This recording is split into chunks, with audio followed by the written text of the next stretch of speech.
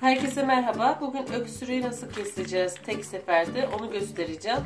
Şöyle gördüğünüz gibi birkaç tane cevizim var. Bunun içindeki ufak zarı alacağım. Arasında hiç kullanmadığımız böyle onu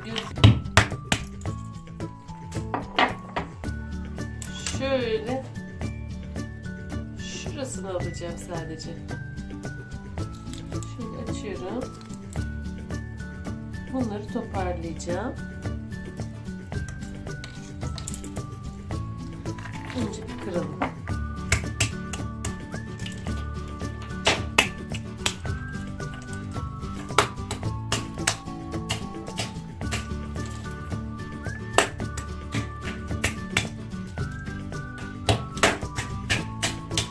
Benim şu kadar var.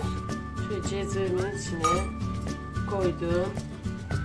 Şöyle 1,5 tane de ceviz ekliyorum. Buna 1 bardak su koyacağım. Yine ufak kırıntılar var. Onları da toparlayacağım. Hepsini alsın. Kabukların arasında kalanlar da var.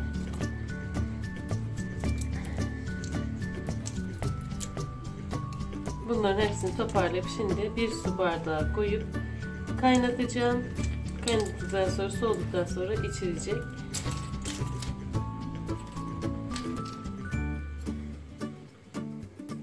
Şöyle 1 su bardağı koydum. Şimdi bunu kaynatacağım. Şöyle göstereyim. 5 dakikada bu şekilde kaynattım. Şimdi altını kapatıyorum. Bu soğuyana kadar bekleyeceğim. Çok da güzel oldu kıvamı. Bu şekilde bekliyor. Soğuduktan sonra çocuğa içiriyorsunuz ya da öksüren kimse şifa bulur. Umarım yaparsınız. Hani gerçekten etkili bir yöntem. Memnun kaldığım için paylaşıyorum. Kanalıma hala abone olmadıysanız abone olup yorum atıp like atıp desteklerinizi bekliyorum. Bir sonraki videoda görüşmek üzere. Hoşça kalın.